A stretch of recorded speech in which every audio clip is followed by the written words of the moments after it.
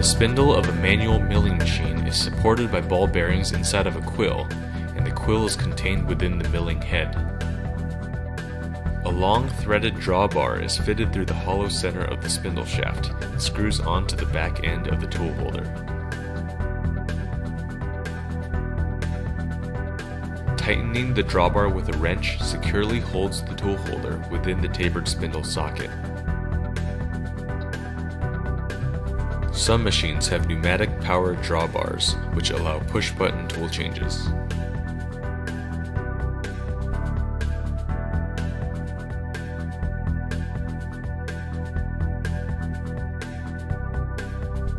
The head of a manual milling machine has several levers and knobs for various functions.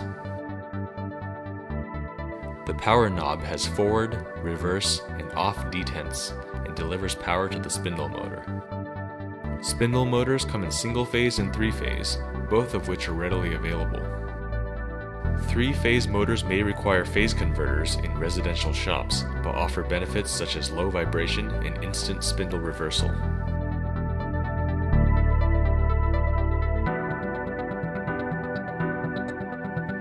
The spindle brake lever can be used for rapidly stopping the rotating spindle, or to lock the spindle in place when changing tools. Step pulley heads require changing of the belt position to adjust spindle speed.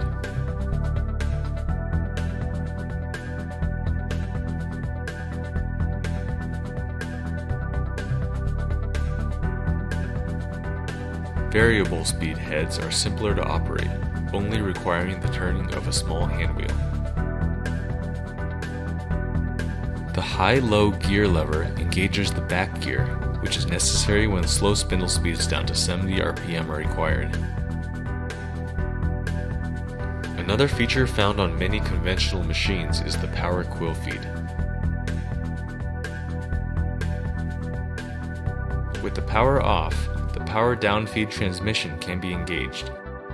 The speed selector gives you a choice of 3 different feed rates. The power can then be turned on, and the feed direction knob can be pushed forward for downwards feeding. Finally, the clutch lever is pulled to the left for quill engagement.